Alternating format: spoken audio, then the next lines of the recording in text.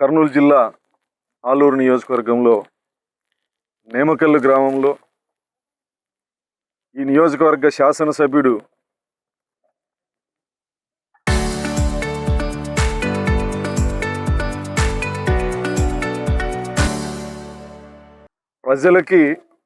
ప్రజలకి రక్షణ కల్పించాల్సినటువంటి వ్యక్తి, ప్రజల ఆస్తులకి రక్షణ కల్పించాల్సినటువంటి వ్యక్తి, ఒక శాసనసభ్యుడై ఉండి ఎస్సీ కాలనీలోకి ఒక దళితుడి ఇంటి మీదకి దాదాపు 200 మందిని భారీ వాహనాలతో వచ్చి దౌర్జన్యానికి దిగడం, ఇంట్లో ఉన్న దళిత మహిళ సుచిత్రని భయభ్రాంతులకు గురి చేయడం, స్వయంగా ఎమ్మెల్యే సుచిత్ర యొక్క వస్త్రాలని చింపివేయడం, భర్త ఇంటి దగ్గర రాకపోతే ఫోన్లు చేసి పిలిపించి చంపుతామని బెదిరించే విధంగా ఎమ్మెల్యే తమ్ముడు, ఎమ్మెల్యే కొడుకు, ఎమ్మెల్యే అనుచరులు. ప్రజాస్వామ్యంలో ఒక శాసనసభ్యుడు ఇంత దుర్మార్గంగా ఒక దళితుడి ఇంటి మీదకి దాడికి వచ్చినటువంటి నీచమైనటువంటి శాసనసభ్యుడు ఆంధ్రప్రదేశ్లో కాదు, తెలుగు రాష్ట్రాల్లో ఎక్కడ ఉండరు.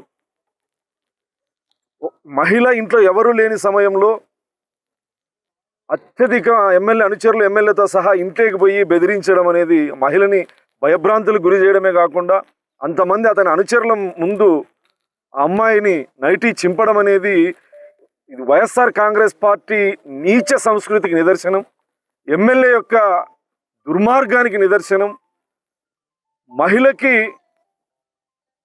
అవమానపరిచే విధంగా, దళిత మహిళని అవమానపరిచే విధంగా అనుచరుల ముందు ఇంత నీచంగా వ్యవహరించడం ప్రజాస్వామ్యంలో శాసన వ్యవస్థకే సిగ్గుచేటు. శాసనసభ్యుడిగా ఉండి ఇతరులకు ఆదర్శంగా ఉండాల్సినటువంటి వ్యక్తి స్వయంగా దౌర్జన్యాలకి, అతను చేస్తున్నటువంటి అక్రమ ఇసుక దందా కావచ్చు, ఇతర కార్యక్రమాలు ఎవరైనా ప్రశ్నిస్తే మీ అంతు చూస్తాం అనే విధంగా భయభ్రాంతులకు గురి చేసేకి, అక్రమ సంపాదన మీద వేటు పడుతుంది, అధికారులకు ఇన్ఫర్మేషన్ పోయిందనే దురుద్దేశంతో అతని ఆగడాలకి అడ్డుండకూడదు అని బెదిరించే ధోరణితో 200 మంది కార్యకర్తల్ని, అనుచరులని, రౌడీలను వేసుకొని ఒక దళితుడి ఇంటి మీదకి వచ్చి దౌర్జన్యం చేయడం అనేది ఇది చాలా చాలా దుర్మార్గమైనటువంటి చర్య. వైఎస్ఆర్ కాంగ్రెస్ పార్టీ అధికారంలో ఉన్నప్పుడు భారతదేశంలో దళితులు, గిరిజనుల మీద జరిగిన దాడుల్లో మొదటి స్థానంలో ఉండేది. ఆ రోజు ఎమ్మెల్సీ అనంతబాబు అనే వ్యక్తి తన డ్రైవర్ అయిన దళితుడిని చంపి డోర్ డెలివరీ చేస్తే కనీసం స్పందించని చర్యలు తీసుకున్నటువంటి జగన్మోహన్ రెడ్డి ఆ రోజు ముఖ్యమంత్రి. ఈరోజు వైఎస్ఆర్ కాంగ్రెస్ ఆ రోజు అనంతబాబుని పార్టీ నుంచి సస్పెండ్ చేయలే.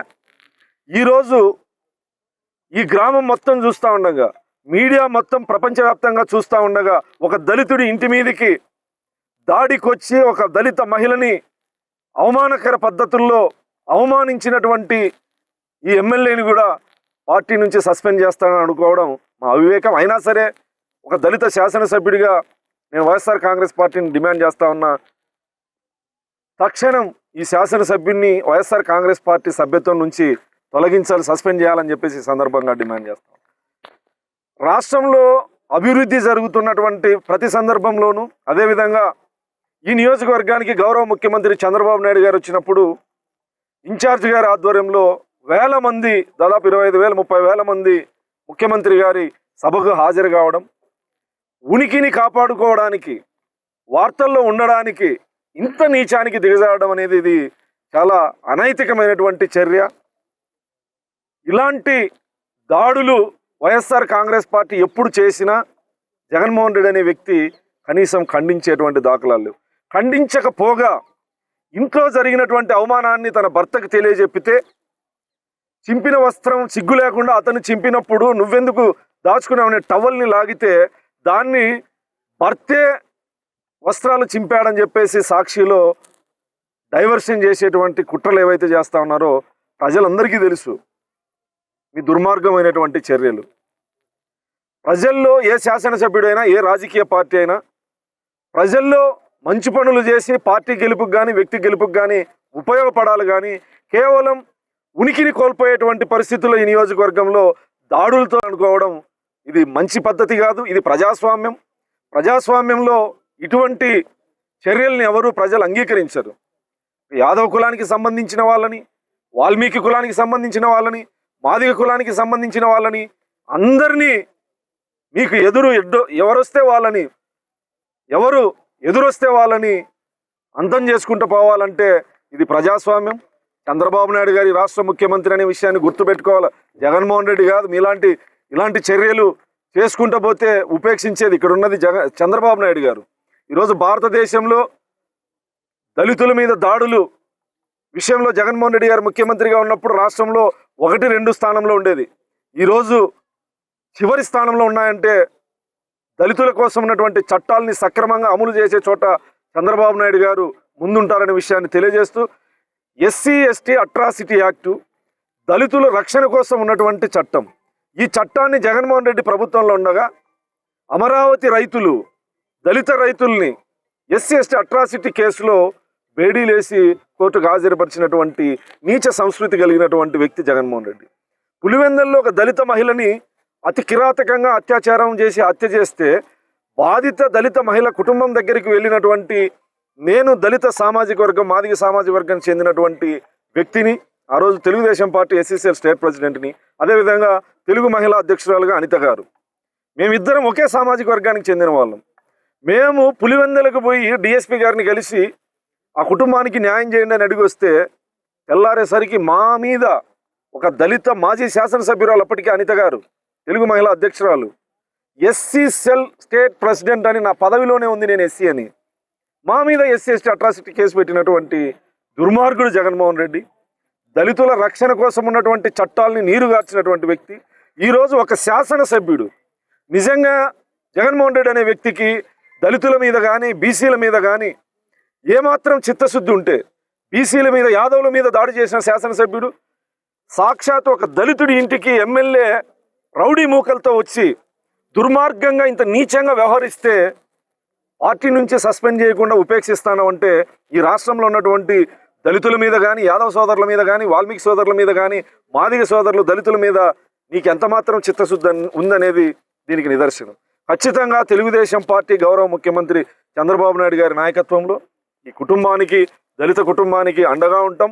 ఇప్పుడే మా ఇన్ఛార్జ్ జ్యోతి గారు ఈ దళితుడి ఇంటికి, వాళ్ళు ఉన్నటువంటి ఇంత పేద ఇంటి మీదకి దాడికి వచ్చినాడంటే శాసనసభ్యుడు, ఈ ఇంటి మీద దాడికి వచ్చినటువంటి శాసనసభ్యుడికి కనువిప్పు కలిగేలా ఈ ఇంటిని నిర్మించి ఇచ్చే విధంగా జ్యోతి గారు మాట ఇవ్వడం అభినందనీయం. ఖచ్చితంగా అవమానించబడినటువంటి సుచిత్ర కుటుంబానికి, అదేవిధంగా దళితుల్ని దాడి చేసినటువంటి ఎమ్మెల్యే అహంకారం అనిచే విధంగా దళితులు పోరాటం చేస్తాం ఈ నియోజకవర్గంలో కూడా సందర్భంగా తెలియజేస్తాం. అల్లూరు తాలూకా చిప్పగిరి మండలం నేమకల్లు గ్రామంలో దళిత వాడలపైన దండెత్తిచ్చినటువంటి ఒక శాసనసభ్యుని మనం ఏమని అభివర్ణించాలో తెలియడం లేదు. అంటే వీళ్ళకు అధికారం ఉన్నా దళితులపైనే దాడులు, అధికారం పోయినా దళితులపైన, బీసీలపైన, అందరిపైన దాడులు చేస్తున్నారు. జగన్మోహన్ రెడ్డి గారు, ఇది మీ తాత రాజారెడ్డి రాజ్యాంగం కాదు, ఇది బాబాసాహెబ్ అంబేద్కర్ రాసినటువంటి రాజ్యాంగం. ఇక్కడ గౌరవ ముఖ్యమంత్రి శ్రీ నారా చంద్రబాబు నాయుడు గారు ఈరోజు ఏ శాసనసభ్యులమైనా సరే, ముఖ్యంగా దళిత వాడకి వెళ్తే వాళ్ళ సమగ్ర అభివృద్ధి గురించి అడుగుతాం. కానీ కేవలము నీ ఆదాయ వనరులు దెబ్బతీశారు, నీ ఆదాయ వనరులు కొల్లగొడుతున్నారు, లేకపోతే మా పైన కంప్లైంట్ ఇచ్చారని చెప్పి ఒక దుర్మార్గమైనటువంటి చర్యతోని ఈరోజు నువ్వు దళిత వాడలు ఉన్నటువంటి దళిత కుటుంబాలపైకి దాడికి వచ్చావంటే అది నీ నీచ సంస్కృతికి నిదర్శనం అని చెప్పేసి కూడా ఈ సందర్భంగా తెలియజేస్తున్నాం. ఎందుకంటే ఒకసారి చూడండి, ఎవరైతే తెలుగుదేశం పార్టీలో ఉన్నటువంటి నాయకుల, లీడర్లపైన, ఇండ్లపైన ఈ విధంగా దాడి చేయడం అనేది ఇది చాలా దుర్మార్గమైనటువంటి చర్య. దీన్ని మేము తీవ్రంగా ఖండిస్తున్నాం.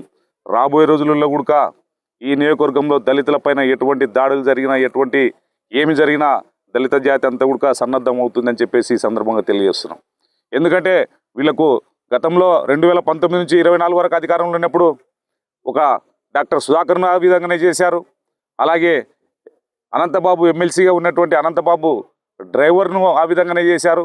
మన జిల్లాకు సంబంధించినటువంటి, ఉమ్మడి జిల్లాకు సంబంధించినటువంటి డాక్టర్ అచ్చెన్నను ఆ విధంగానే చేశారు. అంటే దళితులపైన ఈ విధమైనటువంటి ఊచకోతలు కూస్తున్నటువంటి జగన్మోహన్ రెడ్డి ఒక దళితవాడకి వెళ్ళి దళితవాడలో మహిళలపైన అసభ్యంగా ప్రవర్తించినటువంటి శాసనసభ్యుని తక్షణమే రాజీనామా చేయించకుండా నువ్వు వెనుకేసుకొస్తున్నావంటే మరి ఇది ఈ రాష్ట్ర ప్రజానీకం అంతా కూడా గమనించుకోవాలి. ఎందుకంటే వీళ్లకు గతంలో అధికారం ఉన్నప్పుడు చేసినటువంటి అరాచకాలు, వారు సంపాదించినటువంటి సంపాదన డబ్బు మీదే కేవలం వాళ్ళకు ప్రేమ అభిమానాలు ఉంటాయి తప్ప ఆంధ్రప్రదేశ్ రాష్ట్ర ప్రజానీకం మీద కాదని చెప్పేసి నేను ఈ సందర్భంగా తెలియజేస్తున్నాను. కాబట్టి దీనికి జగన్మోహన్ రెడ్డి గారు సమాధానం చెప్పాలి. దళితులపైన ఎందుకు దాడులు చేయాల్సి వస్తుంది? దళితులను కేవలం రాజకీయంగా వాడుకొని దళితుల ఓట్లను దండుకొని ఆనాడు నువ్వు 19 నుంచి 24 వరకు అధికారంలో ఉన్నప్పుడు దళితులపైనే దాడులు చేసావు, బీసీలపైనే దాడులు చేసావు, అన్నిట్లపైన దాడులు చేసావు. మరి ఈ రోజు కూడా మళ్ళీ మేమే వస్తామని చెప్పేసి ఒక పక్క రప్పా అని చెప్పేసి ఒక పక్క చెప్తావు, నినాదం ఇస్తావు. ఎక్కడికి వెళ్ళినా కానీ వచ్చేది మేమే, రేపు వస్తాం, ఎల్లుండి వస్తాం అనేది ప్రజలను రెచ్చగొడుతూ వాళ్ళ పార్టీ ఉనికి కాపాడుకోవడానికే మీరు ప్రయత్నం చేస్తున్నారే తప్ప ఈ రాష్ట్రాన్ని గౌరవ ముఖ్యమంత్రి శ్రీ నారా చంద్రబాబు నాయుడు గారు చేస్తున్నటువంటి అభివృద్ధిని మీరు జీర్ణించుకోలేకనే మా పార్టీకి మనుగడ ఉండదని చెప్పేసి ఇటువంటి నీచమైన రాజకీయాలు చేస్తున్నారని చెప్పేసి ఈ సందర్భంగా తెలియజేస్తూ ఇది మంచి పద్ధతి కాదు. ప్రజాస్వామ్యబద్ధంలో ప్రతి 5 సంవత్సరాలకు వచ్చేటువంటి ఎలక్షన్లలో ప్రజల తీర్పును బట్టే అధికారం ఉంటుంది, కానీ ప్రజల మన్నలు పొందడానికి మీరు ప్రయత్నం చేయాలి. కానీ ప్రజలను భయభ్రాంతులకు గురి చేసి మేము అధికారంలోకి వస్తామంటే ఈ ఆంధ్రప్రదేశ్ రాష్ట్ర ప్రజానీకం అంతా కూడా నీకు 24లో ఏం మ్యాండేట్ ఇచ్చారో అది నీకే తెలుస్తుంది. ఖచ్చితంగా రాబోయే రోజుల్లో కూడా నీకు మరి ఒక్కసారి రాష్ట్ర ప్రజలందరూ కూడా బుద్ధి చెప్పడానికి రెడీగా ఉన్నారని చెప్పేసి ఈ సందర్భంగా తెలియజేస్తూ